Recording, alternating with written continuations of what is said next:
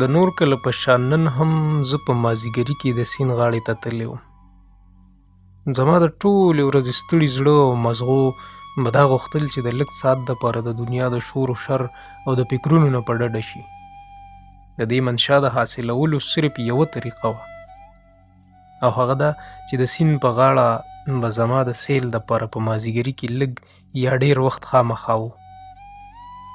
نور زیړی و، یعنې د لمر جنازه د افق په اوږو پرته وه او د شفق رنګین کفن پرې د پاسه غوړېدلی و. د نظر حد کې چار چاپېره لوړې لوړې وریځې داسې ښکارېدې لکه چې د وریځې قافله د نامعلوم وطن په لور روانه وي، او د اوبو شړهار و تا به وې چې د دې قافلې جرس همدا دی. د اوبو په آینه کې د دې منظر عکس خامخا د توجه لمن د کشش په لاس راښکه. معلومه نه وه چې څومره ساعت زه په دې قدرتي تماشه کې مشغول وم چې ناڅاپه د یو اشنا آواز په غږ زما د خیال جادو مات شو. د فکر لطیف تار مې د مادي جوسې د تصور په تیغ وشلېد او آواز د دغې غلې فضا په اوږو سور زما تر غوږ راورسېدو. لالا وړاندې مې درپسې راوړی دی. د آواز زما د کشر ورور سعید و چې وروسته مې وکتل نو د ده خندرویه څهره مې تر نظره شوه. ټول خیالات مې لکه د خیال په ځای پرېښول، جامې مې وڅنډلې او ومه وې.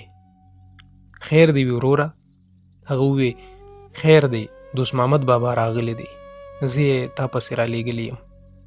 د دوست محمد بابا نوم زما دپاره نوی نه و، ولې دې وخت کې د هغه د لیدو شوق زما زړه داسې سکونډل شروع کړل چې بیان یې نشي کېدی. دا ځکه چې دوست محمد بابا زموږ د باباجي زوړ دوست و.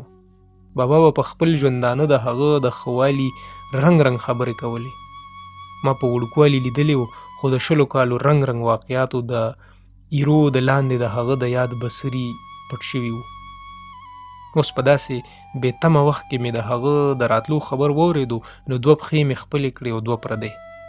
د خواهش په اس سور روان شوم. په لاره مې د هغه د څېرې رنګ رنګ نقشې د ذهن په آینه کې قایمولې، او دې سره به د باباجي بزرګانه څېره هم زما د نظر په پردو کې ګرځېده. خیر د خوشحالۍ او د غم ګډوډ احساس په جوش کې چې خپلې دیرې ته راورسېدم نو تیارې د دنیا د راګیرولو دپاره خپله لمن خوره کړې وه. حجره کې ډېر خلک اشنا او ناشنا هم وو. له دې وجې سعید له ورایه د دوست محمد بابا پیژنګلو ما سره پیدا کړه. رسمي ګړه بړه مې نورو مېلمنو سره وکړه او دوست محمد بابا سره بې ارادې تر غاړه وتم. دغه وخت کې ما وی چې د خپل باباجي په غېږ کې یم، او د دغه جذبې د اثر لاندې زما په سترګو کې د اوښکو یو 2 څاڅکي هم راغلل، خو تیاره یې پرده شوه. کېناستو، خبرې اترې مو کولې، د وخت کاروان د ماسخوتن پړاو ته ورسېد. په دې کې سعید وویل چې ډوډۍ تیاره ده. کټونه مو جوخت کړل، کټکې او غلبیل مو کېښوده او ټول ډوډۍ ته کېناستو. سعید لوټه او ګیلاس په لاس ولاړو چې د هډوکو ویشلو وخت راغی نو ما رکیبې دوست محمد بابا ته ور وړاندې کړه او ومې ویل بابا ستا انصاف. بابا چې هډوکو ته وکتل نو په څېره یې ناڅاپه تغیر پیدا شه. د شونډو د لاندې یې اسویلې وکړو، د ډیوې رڼا د هغه په سترګو کې د اوښکو د موجودګۍ چغلي وکړه. صدرنګ سات پس بچیه، دا انصاف زما په تا پیرزو دی.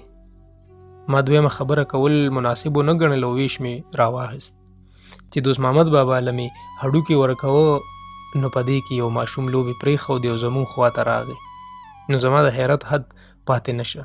هر کله چې د بابا په اسویلو او په اوښکو نور مېلمانه هم خبر شول، هغه ماشوم یې جولۍ کې کېناوه او هډوکي یې ورله ورکړه. او عجیبه ده چې دغه وخت بابا دومره خوشحاله معلومېده چې تا به وې د ټول جهان خوشحالي یې بیا مونده.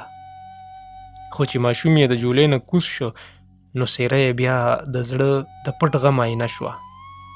په دې کې د ماسخوتن بانګ ووې او موږ ټول مانځله لاړو، ولې زما د زړه په سمندر کې دې فکر موجونه وهل چې دې وړه خبره کې څه غټه واقع ضرور معلومیږي او بابا یې د زړه په رنځ اخته کړی دی. خو دا واقع څه کیدی شي؟ د دې سوال د جواب موندو خواهش په ما دومره غلبه وکړه چې د مانځه نه پس حجرې ته راغلو نو زما وړومبې تپوس دا و چې باباجي د چرګ هډوکي کې کوم داسې پټ اثر و چې ستا د پریشانۍ او خفګان سبب شه. دا سوال څو تا به ویلې د احساس د رباب تار مې وچېړه او د اوښکو د چینې بند مې مات که. یو پټ زخم مې په نشتر ووهه. د بابا حالت د مخکې نه زیات خراب شو او زه په خپل تپوس پښیمانه شوم. ولې لږ ساعت پس چې هغه لږ په سا شه نو ویې بچیا دا زما د ژوند یو غمناک رنځ دی، یو پټ درد دی چې زما د زړه ملګری دی، دا مو اوره. ما ووی بابا که خدای کړي چې زه په دې غم کې تا سره امداد وکړی شم نو بدي پکې څه ده؟ هغه ووی بچیا دا هغه بوج نه دی چې په تقسیم کمیږي، او دا هغه زخم هم نه دی چې د تسلی په مرهم رغیږي. خو ښه ده چې ته وایې نو واوره. د حجرې کشران غلي شو. بابا یو دوه ځلې وټوخېده او بیا یې ووی بچیا د خپل نوم او د خپل کلي د ښودلو ضرورت نه ګڼم. نو ستا د باباجي په شان زما نور هم ډېر دوستانو. خدای را له طبیعت داسې راکړي وو چې د دوستانو په ملاقات او خدمت په خوشحالېدم. راحت او سکون او خوشحالي به راته حاصلېده. اکثر به مې وی چې که زما د څرمنې نه زما دوستان پڼې جوړې کړي نو د هر چیخ په ځای به ترې د شکر آواز وځي. زه خپله لوی کول نه غواړم، هغه وخت تیر دی، خو د لیونتوب د زمانې یو یاد تر اوسه پاتې دی چې لکه د جوړې زما د ژوند په رګ انختی دی او د خوشحالۍ وینه پکې نه پرېږدي. ها نو یوه ورځ زما یو خوږ دوست راغی، ورسره یو څو کسان نور هم وو. ما ورله چرګ حلال که، ډوډۍ پخه شوه. زما کور ته د تلو نه مخکې زما ماشوم زوی نورګل مور سره جګړه کړې وه چې ما له هډوکې راکړه. نورګل زما یو زوی و، نو هغه د موره هډوکې وغوښته، خو د ماشوم د فطرت مطابق هغه په یو دوه سره رضا نه شو. مور یې ورته ووی چې د بابا میلمانه دي که هډوکې کم شو نو په ټوپک به دې ولي. دا خبره هغه وخت د هغه د ویرولو لپاره شوې وه. څوک خبر و چې دا د راتلونکو واقعاتو استازی دی او د کاڼي کرښه ده. زه کور ته لاړم، ډوډۍ مې میلمنو ته وویسته. په خندا خوشحالۍ ډوډۍ وخوړی شوه، ولې د دې خوشحالۍ د پردې شاته د غم هیبتناک دیو ګورې چې د کوم وخت د بدل اخیستو بند تړه. سلا په دې وشوه چې د ایلو ښکار له ځو. ټوپک مې راواخیست، پکې سهره راسې کارتوسو نښتې و. ما پرې باندې خپل وس کړی و، خو د میلمنو په وجه مې په ځای پرېښودی و. اوس مې بیا راواخیست. ټبر مې راته د نورګل قصه کوله او ما ټوپک سموه او دواړه مسکي مسکي کېدو. په ټوپک مې خپله وکړه او سم نه شوه. یو دوه ځلې مې هوایي وچلوه خو بې فایدې. په دې کې نورګل لوبې کولې راغی. تاسو به یې په ګرانه ومنئ چې څه وخت ما د ټوپک شپېلۍ د ناامیدۍ په حالت کې د پورته نه ښکته کوله نو ډز شه. زه حیران شوم، ولې دا حیرانتیا زر تر زره د غم په پنجه کې ګیره شوه. هر کله چې نورګل مې په خاورو وینو کې ککړ ولیده نو دا چغه مې واورېده چې باباجي بیا به هډوکې نه غواړم. اوف، هغه وخت د بابا آواز ډډ شه. مرۍ یې ونښته، بیا وټوخېده او ویې نورګل لکه د ورکوټې مرغۍ زما د وړاندې ولتې وټکولې. افسوس زه په سترګو ړوند وې چې دا حال مې نه لیدی، په غوږو کوڼ وې چې دا چغه مې نه اورېدی. اوف، زه ډېر ظالم یم، ډېر سخت زړی یم چې لا تر اوسه پایم.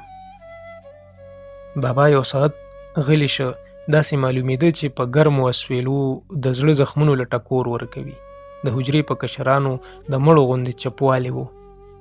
اخر بابا ووی نو بچیا دا و زما د بدبختۍ ړومبی تصویر.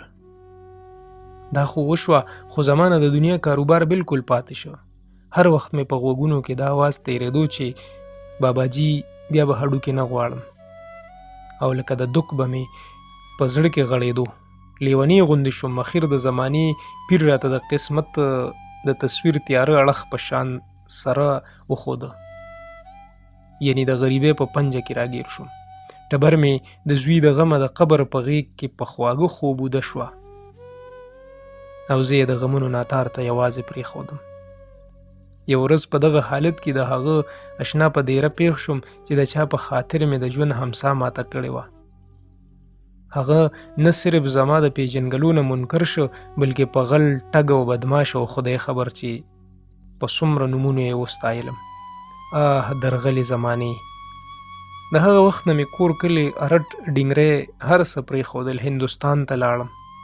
قسمت داسې کول چې نن درېیمه ورځ ده چې د وطن باد را باندې لګي.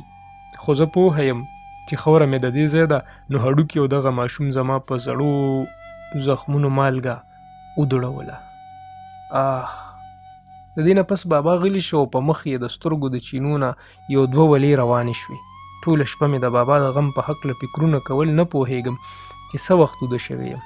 خو سهار وختي پاڅېدم نو د بابا کټ تش پروت و او د سیند د طرفه دا آواز راخته: اشنا قبلې طرف ته مخ کا، زه په دنیا د بې شرمۍ اوربشې خورمه. یوه نامعلومه ویره مې په زړه کې را پیدا شوه. ورپسې لاړم، د بیرته نه مې دوست محمد بابا د سیند په غاړه ولیده، نو زما د رسېدو نه مخکې د غړم آواز مې واورېده. چې ورغلم دوست محمد بابا نه و او د سیند چپې غلې روانې وې. دنیا د غم په ورځ پیدا ده، زه به د غم توښه کوم، ژوندی به یمه.